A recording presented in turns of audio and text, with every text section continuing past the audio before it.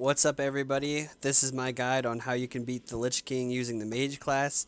This one for me was very frustrating. It was my last win I needed to get Arthas, and so it made it feel like the most satisfying win, and hopefully I can get all the other videos up, but this is my guide for beating Lich King with Mage.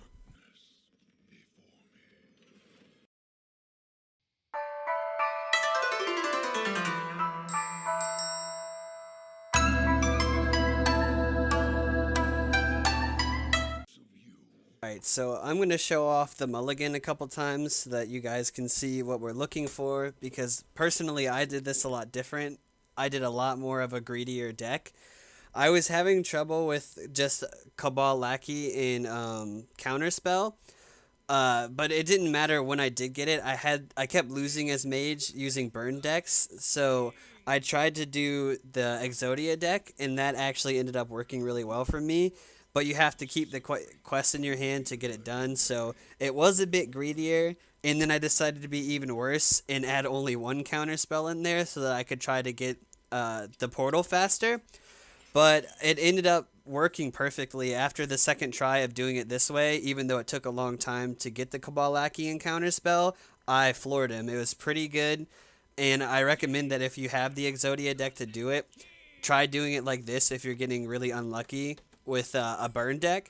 But other than that, if you are lucky with the burn deck, don't change anything up if you're getting really close, because this just happened to work for me.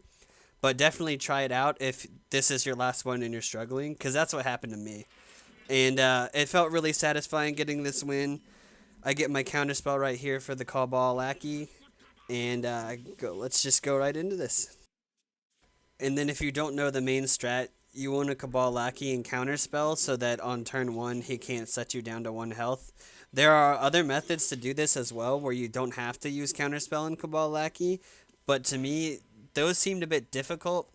I've seen a bunch of different decks. One had Molten Giants, one had that really old wild card that would heal you every turn that was a gnome. I can't recall its name right now, but there were crazy strats for this deck, and I didn't try them all because some of them seemed difficult, and I just didn't feel like the ones where you started from 1 health were the best way to go about doing it. But for those people who did, I'm impressed. That was crazy. And that Molten Reflection I picked up from the Babbling Book right there absolutely saved my ass, because towards the end, I clear his board, and he's got the skeletons that will give you a random Knights of the Frozen Throne card. And he had 2 of them while I had 8 cards, so he actually overdrew me, and he burned my Sorcerer's Apprentice, and I thought that I wasn't going to get it. So I had a mini heart attack, but then I realized I had an extra Molten Reflection, so it ended up saving the game. But it definitely gave me a huge scare.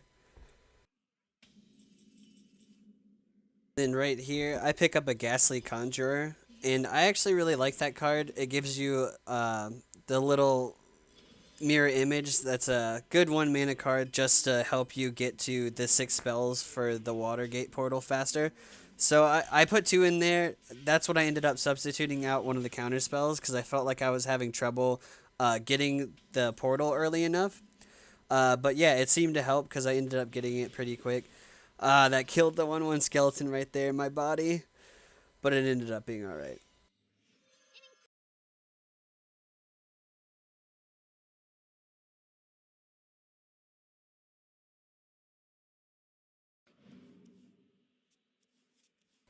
This also ended up being extremely lucky, the Coldlight and the double Blizzard, because I got to keep him here for a long time where he's not using the hero power that does damage to you every turn. So I got a fair amount of time to stall the game while I got the cards I needed to get the quest done. And then I also pick up the Frost Nova, so from here on I was pretty set, which helped a lot. But I'm probably going to fast forward to the main meat of the combo, because I think you guys get the gist of the Exodia Mage. If any of you don't know what that is, that's when you do the Molten Reflection on the Sorcerer's Apprentices until you have enough that your cards mostly cost 0. And from there you play Archmage Antonidas and just spam the fireball over and over. You hear the funny, aha! And then you just do that and pretty much until he's dead. and it's a free win. I'm sure you've probably seen it on ladder somewhere. It feels like one of the funnier classes to play against because I always chuckle a bit when someone kills me with it. It's not the easiest to pull off, so it's always funny. Definitely a lot better than playing against only druids.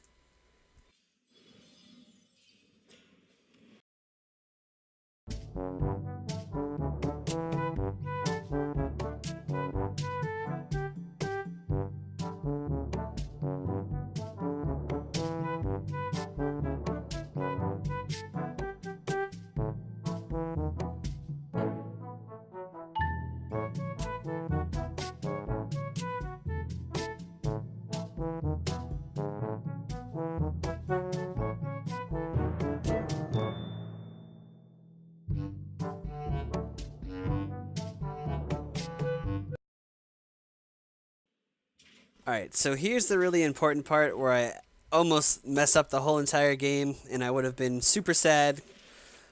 He pops my first ice block, but I have all the tools I need at this point, and I forget to notice the two minions on board that are going to give me cards back in my hand, and I'm like, oh, I can just play the Doomsayer here and get it real easily. But, watch this awful, awful burn.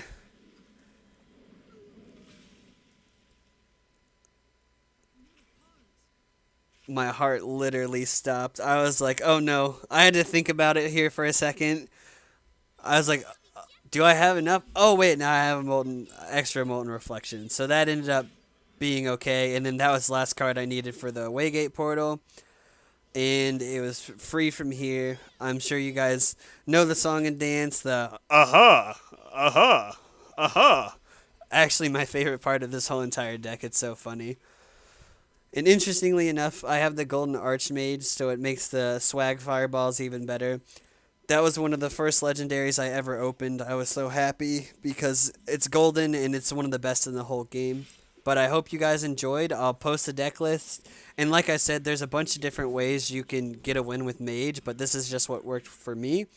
But thanks for watching, and I hope you guys can all get your wins. And yeah.